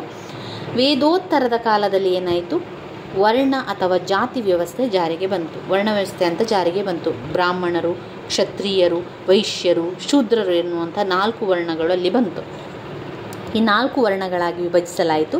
ಜಾತೀಯತೆಯನ್ನು ಕಟ್ಟುನಿಟ್ಟಾಗಿ ಪಾಲಿಸತೊಡಗಿದ್ದು ವೇದೋತ್ತರದ ಕಾಲದಲ್ಲಿ ಹಾನಿಕರ ಬೆಳವಣಿಗೆ ಅಂತಲೇ ಹೇಳ್ಬೋದು. ಬ್ರಾಹ್ಮಣರು, ಪುರೋಹಿತ ವರ್ಗ ಸಮಾಜದಲ್ಲಿ ಪ್ರಮುಖ ಸ್ಥಾನವನ್ನು ಪಡೆಯಿತು. ಅರಸರಿಗಾಗಿ ಯಜ್ಞ, ಯಾಗಾದಿಗಳನ್ನು, ಧಾರ್ಮಿಕ ವಿಧಿವಿಧಾನಗಳನ್ನು ಬ್ರಾಹ್ಮಣರು ಆಚರಿಸತೊಡಗಿದರು. ಯುದ್ಧದಲ್ಲಿ ವಿಜಯವನ್ನು ಸಂಪಾದಿಸುವುದಕ್ಕಾಗಿ ಅರಸರ ಪರವಾಗಿ ಇವರು ದೇವರುಗಳನ್ನು ಪ್ರಾರ್ಥಿಸ್ತಾ ಇದ್ರು. ಇನ್ನು ಕ್ಷತ್ರಿಯರು ಶ್ರೀಮಂತರು, ಆಳುವ ವರ್ಗಗಳು, ಯುದ್ಧದಲ್ಲಿ ಹೋರಾಡುವ ಸೈನಿಕ ವರ್ಗದವರಾಗಿದ್ದರು. ರಾಷ್ಟ್ರದ ಆಳ್ವಿಕೆಯಲ್ಲಿ ಬ್ರಾಹ್ಮಣರು, ಕ್ಷತ್ರಿಯರ ನಡುವೆ ಸಮನ್ವಯತೆ ಮತ್ತು ಹೊಂದಾಣಿಕೆ ಇತ್ತು. ಸಮಾಜದ ಸಾಮಾನ್ಯ ಜನತೆ ವೈಶ್ಯರಾಗಿದ್ದರು. ಅವರಲ್ಲಿ ಕೃಷಿಕರು, ಕುಶಲಕರ್ಮಿಕರು, ವರ್ತಕರು ಸೇರಿದ್ರು. ಅನಂತರದ ವೈದಿಕ ಕಾಲದ ಅಂಚಿನಲ್ಲಿ ವೈಶ್ಯರು ಪೂರ್ಣವಾಗಿ ವರ್ತಕರಾಗಿ ಮಾರ್ಪಟ್ಟರು. ವೈಶ್ಯರು ಆ ಕಾಲದಲ್ಲಿ ತೆರಿಗೆಯನ್ನು ಸಲ್ಲಿಸ್ತಾ ಇದ್ರು. ಈ ತೆರಿಗೆ ಹಣದಿಂದ ಕ್ಷತ್ರಿಯರು ಬದುಕನ್ನು ಕೂಡ ಸಾಗಿಸ್ತಾ ಇದ್ರು. ಈ 3 ವರ್ಣಗಳ ಜನರು ಸಮಾಜದಲ್ಲಿ ಅನೇಕ ವಿಷಯಗಳಲ್ಲಿ ಸಮಾನತೆಯನ್ನು ಪಡೆದಿದ್ದು ಉಪನಯನವನ್ನು ಪಡೆಯಲು ಅರ್ಹರಾಗಿದ್ದರು. 4ನೆಯ ವರ್ಣವು ಉಪನಯನದಿಂದ ವಂಚಿತರಾಗಿತ್ತು. ಈ ವರ್ಣದ ಶೂದ್ರರು ಕುಲೀನರಾಗಿದ್ದರು. ಆ 4 ವರ್ಣಗಳಲ್ಲದೆ ಅನೇಕ ಮಿಶ್ರ ಜಾತಿಗಳು ಕೂಡ ಆ ಕಾಲದಲ್ಲಿ ವೃತ್ತಿ ಆಧಾರದ ಮೇಲೆ ಅಸ್ತಿತ್ವವನ್ನು ಹೊಂದಿದ್ದವು. ಅಂತರ್ಜಾತಿ ವಿವಾಹ, ವಂಶ ಪಾರಂಪರ್ಯ ಕಸುಬುಗಳು ಉಪಜಾತಿಗಳ ಬೆಳವಣಿಗೆಗೆ ಕಾರಣವಾಗಿರಬೇಕು. ಇದೇ ಕಾಲದಲ್ಲಿ ಆರ್ಯರು ಮತ್ತು ದ್ರಾವಿಡರು ಭೇದವು ಕೂಡ ಆರಂಭವಾಯಿತು. ಈ ವರ್ಣ ವ್ಯವಸ್ಥೆ ಮೂಲಕ ಆರ್ಯೇತರರನ್ನು ಆರ್ಯರಿಂದ ಬೇರೆ ಇಡುವುದೇ ಉದ್ದೇಶವಾಗಿತ್ತು. ಇನ್ನು ಸ್ತ್ರೀಯರ ಸ್ಥಾನಮಾನ ಹೇಗಿತ್ತು? ಆಗಿನ ಕಾಲದ ಅಂದರೆ ವೇದೋತ್ತರದ ಕಾಲದ ಸ್ತ್ರೀಯರ ಸ್ಥಾನಮಾನ ಕೆಲವು ಬದಲಾವಣೆಗಳಾದರೂ. ಸ್ತ್ರೀಯರ ಸ್ಥಾನಮಾನದ ಕುರಿತು ಋಗ್ವೇದದ ಕಾಲದಲ್ಲಿ ಸ್ತ್ರೀಯರನ್ನು ಪುರುಷರೊಂದಿಗೆ ಸಮಾನವಾಗಿ ನಡೆಸಿಕೊಂಡು ಬಂದರು. ಆದರೆ ವೇದೋತ್ತರದ ಕಾಲವನ್ನು ನಾವು ನೋಡಿದರೆ ಆ ಒಂದು ಸ್ತ್ರೀಯರು ಪುರುಷರಿಗಿಂತ ಕೀಳಾಗಿ ಪರಿಗಣಿಸಿದರು. ಕುಟುಂಬದಲ್ಲಿ ತಂದೆಯ ಅಧಿಕಾರ ಅಧಿಕವಾಯಿತು. ಬಹುಪತ್ನಿತ್ವ ಸಾಮಾನ್ಯ ಸಂಗತಿಯಾಯಿತು. ಆಸ್ತಿ ಹಕ್ಕಿನಿಂದ ಸ್ತ್ರೀಯರನ್ನು ಹೊರಗಿಡಲಾಯಿತು. ರಾಜಮನೆತನದಲ್ಲಿ ರಾಜಾಧಿಕಾರವನ್ನು ವಂಶಪಾರಂಪರ್ಯವಾಗಿ ಪಡೆಯುವ ಹಕ್ಕನ್ನು ಹಿರಿಯ ಮಗನಿಗೆ ಕಾಯ್ದಿರಿಸಲಾಗಿತ್ತು. ಕುಟುಂಬದಲ್ಲಿ ತಂದೆಯ ವಂಶವಾಹಿನಿಗೆ ಪ್ರಾಮುಖ್ಯತೆ ದೊರೆಯಿತು. ಕೆಲವು ಸ್ತ್ರೀಯರು ವಿದ್ಯಾವಂತರಾದರೂ ಅವರು ಪ್ರಮುಖ ಧಾರ್ಮಿಕ ಆಚರಣೆಗಳಲ್ಲಿ ಭಾಗವಹಿಸುವಂತಿರಲಿಲ್ಲ. ಇಂತಹ ಸ್ಥಾನಮಾನಗಳು ಸಮಾಜದಲ್ಲಿ ಒಂದು ರೀತಿಯ ಕಿರಿಯದಾಗಿತ್ತು. 4 ಆಶ್ರಮಗಳ ಜೊತೆಗೆ 40 ಸಂಸ್ಕಾರಗಳು ಕೂಡ ಪ್ರಚಲಿತದಲ್ಲಿದ್ದವು. ಧರ್ಮಶಾಸ್ತ್ರಗಳು, ಸೂತ್ರಗಳು 4 ಆಶ್ರಮ ವ್ಯವಸ್ಥೆಯ ಪೂರ್ವ ವಿವರಗಳನ್ನು ಒಳಗೊಂಡಿತ್ತು. ಬ್ರಾಹ್ಮಣ, ಕ್ಷತ್ರಿಯ ಈ ಎಲ್ಲ ಆಶ್ರಮಗಳಿಗೂ ಅರ್ಹರಾಗಿದ್ದರು. ವೈಶ್ಯರಿಗೆ ಬ್ರಹ್ಮಚರ್ಯ ಗೃಹಸ್ಥಾಶ್ರಮಗಳಿಗೆ ಮಾತ್ರ ಪ್ರವೇಶ ಇತ್ತು. ಶೂದ್ರರು ಗೃಹಸ್ಥಾಶ್ರಮಕ್ಕೆ ಮಾತ್ರ ಅರ್ಹರಾಗಿದ್ದರು. ವಾನಪ್ರಸ್ಥಾಶ್ರಮವನ್ನು ಆರಿಸಿಕೊಂಡಂತಹ ವ್ಯಕ್ತಿ ಅರಣ್ಯದಲ್ಲಿ ನೆಲೆಸಿ ತಪಸ್ಸು ಆಚರಿಸಬೇಕಿತ್ತು. ಹಾಗಿದ್ದರೂ ಆಶ್ರಮ ಧರ್ಮ ಕಟ್ಟುನಿಟ್ಟಾಗಿ ಆಚರಣೆಯಲ್ಲಿರಲಿಲ್ಲ. ಇನ್ನು ಬರುವಂಥದ್ದು ಆರ್ಥಿಕ ಬೆಳವಣಿಗೆ. ವೇದೋತ್ತರದ ಕಾಲದಲ್ಲಿಯೂ ಕೂಡ ವ್ಯವಸಾಯವು ಭಾರತದ ಜನರ ಕಸುಬಾಗಿತ್ತು. ವ್ಯವಸಾಯದ ಕ್ಷೇತ್ರ ವಿಸ್ತಾರವಾಗತೊಡಗಿದ್ದಂತೆ ವ್ಯವಸಾಯದ ಉಪಕರಣಗಳು ಕೂಡ ಬಳಕೆಗೆ ಬಂದವು. ಗೋಧಿ, ಭತ್ತ, ಬಾರ್ಲಿ, ಧಾನ್ಯಗಳ ಜೊತೆಗೆ ಸಾಸಿವೆ, ಎಳ್ಳು ಮುಂತಾದ ಬೆಳೆಗಳನ್ನು ಕೂಡ ಅವರು ಬೆಳೆಸುತ್ತಿದ್ದರು. ತಾವು ಬೆಳೆದ ಬೆಳೆಗಳನ್ನು ಹೊರದೇಶಗಳಿಗೂ ಕೂಡ ಮಾರಾಟ ಮಾಡ್ತಾಯಿದ್ರು. ಪಶುಪಾಲನೆ ಆ ಕಾಲದ ಮತ್ತೊಂದು ಆರ್ಥಿಕ ಕಸುಬಾಗಿತ್ತು. ಅವರು ಆ ಕಾಲದಲ್ಲಿ ಗೋವುಗಳನ್ನು ತಮ್ಮ ಐಶ್ವರ್ಯವೆಂದು ಭಾವಿಸಿದ್ದರು. ಮಣ್ಣಿನ ಮತ್ತು ಲೋಹದ ತಯಾರಿಕೆ, ನೂಲುವುದು, ನೇಯುವುದು ಅವರ ಮುಖ್ಯ ಕಸುಬಾಗಿತ್ತು. ವಾರಣಾಸಿ ರೇಷ್ಮೆ ಬಟ್ಟೆಗೂ, ಗಾಂಧಾರ ಉಣ್ಣೆಯ ಬಟ್ಟೆಗೂ, ಮಧುರ ಹತ್ತಿ ಬಟ್ಟೆಗಳ ಉತ್ಪಾದನೆಗೂ ಕೂಡ ಪ್ರಸಿದ್ಧವಾಗಿದ್ದವು. ಇನ್ನು ನಗರಗಳು ಆ ಕಾಲದಲ್ಲಿ ತಲೆ ಎತ್ತಿದ್ದವು ಎಂಬುದು ನಮಗೆ ಆಧಾರದ ಮೂಲಕ ತಿಳಿಯುತ್ತದೆ. ಗ್ರಾಮೀಣ ಆರ್ಥಿಕ ವ್ಯವಸ್ಥೆಯ ಬದಲು ನಗರ ಆರ್ಥಿಕ ವ್ಯವಸ್ಥೆ ಮೇಲ್ಮೆ ಪಡೆದಿತ್ತು. ಹಳ್ಳಿಗಳನ್ನು ದೊಡ್ಡ ದೊಡ್ಡ ಭೂಮಾಲೀಕರು ನಿಯಂತ್ರಣ ಮಾಡ್ತಾಯಿದ್ರು. ಜನರ ವೃತ್ತಿ ಕೃಷಿಯಾಗಿತ್ತು. ಅದರಲ್ಲಿ ಸಾಕಷ್ಟು ಪ್ರಗತಿ ಕೂಡ ಉಂಟಾಯಿತು. ಋತುವಿಗೆ ತಕ್ಕ ಬೆಳೆಯುವ ಪರಿಪಾಠ ಕೂಡ ಆ ಕಾಲದಲ್ಲಿ ಅಸ್ತಿತ್ವಕ್ಕೆ ಬಂದಿತ್ತು. ಇನ್ನು ಲೇವಾದೇವಿಗಾರರು ಸಮಾಜದಲ್ಲಿ ಕಾಣಿಸಿಕೊಂಡರು. ತವರ, ಸೀಸ, ನೂತನ ಲೋಹಗಳನ್ನು ಆ ಕಾಲದಲ್ಲಿ ಉಪಯೋಗಿಸತೊಡಗಿದ್ರು. ಜ್ಯೋತಿಷಿ, ದ್ವಾರಪಾಲಕ, ಬೆಸ್ತ ಮುಂತಾದ ನೂತನ ವೃತ್ತಿಯವರು ಕೂಡ ಹುಟ್ಟಿಕೊಂಡರು. ಈ ರೀತಿಯಾದ ಸಾಮಾಜಿಕ ಆರ್ಥಿಕ ವ್ಯವಸ್ಥೆ ವೇದೋತ್ತರದ ಕಾಲದಲ್ಲಿ ಕಾಣ್ಬೋದು. ಧಾರ್ಮಿಕ ನಂಬಿಕೆಗಳು ಅಂತ ಹೇಳಿದರೆ ಅವರು ರುದ್ರನನ್ನು ಶಿವನೆಂದು ಪೂಜೆ ಮಾಡ್ತಾಯಿದ್ರು. ಹಾಗೆ ಪ್ರಕೃತಿಯ ದೇವತೆಗಳನ್ನು, ಮರಗಳನ್ನು, ಗಿಡ ಮರಗಳನ್ನು, ಪ್ರಕೃತಿ ದೇವತೆಗಳನ್ನೆಲ್ಲ ಆರಾಧನೆಯನ್ನು ಮಾಡ್ತಾಯಿದ್ರು. ಈ ರೀತಿಯಾಗಿ ವೇದೋತ್ತರದ ಕಾಲದ ಸಾಮಾಜಿಕ ಆರ್ಥಿಕ ರಾಜಕೀಯ ಜೀವನಗಳನ್ನು ನಾವು ತಿಳ್ಕೊಳ್ಬೋದು. ಇವಿಷ್ಟು ಆದರೆ ನಾವು ಸಂಪೂರ್ಣವಾಗಿ ಘಟಕ 5ರ ತನಕ ಬಂದಿರುವಂತಹ ಮುಖ್ಯವಾದ ಪ್ರಶ್ನೆಗಳ ಎಲ್ಲ ವಿವರಣೆಗಳನ್ನು ಕೂಡ ತಿಳ್ಕೊಂಡಿದ್ದೇವೆ. ಮುಂದಿನ ವಿಡಿಯೋದಲ್ಲಿ ನಾವು ಘಟಕ 6ರಿಂದ ಹೊಸ ಧರ್ಮಗಳ ಏಳಿಗೆಗೆ ಕಾರಣವಾದ ಅಂಶಗಳಿಂದ ತಿಳಿತಾ ಹೋಗುವ. ಎಲ್ಲದರ ವಿವರಣೆಯನ್ನು ಕೂಡ ತಿಳ್ಕೊಳ್ಳುವ. ಇದು ವೆರಿ ಇಂಪಾರ್ಟೆಂಟ್ ಆಗಿರುವಂತಹ ಪ್ರಶ್ನೆ. 10 ಅಂಕಕ್ಕೂ ಕೂಡ ಕೇಳ್ತಾರೆ, 15 ಅಂಕಕ್ಕೂ ಕೂಡ ಕೇಳ್ತಾರೆ. ಹೊಸ ಮತಗಳ ಉದಯಕ್ಕೆ ಕಾರಣವಾದಂತಹ ಅಂಶಗಳು. ನನ್ನ ವೀಡಿಯೋಸ್ ಎಲ್ಲ ನಿಮಗೆ ಇಷ್ಟ ಆಗಿದ್ದರೆ ಲೈಕ್ ಕೊಡಿ, ಶೇರ್ ಮಾಡಿ, ಹಾಗೆ ಸಬ್ಸ್ಕ್ರೈಬ್ ಮಾಡಲಿಕ್ಕೆ ಮರಿಬೇಡಿ ಸ್ನೇಹಿತರೆ. ಧನ್ಯವಾದಗಳು.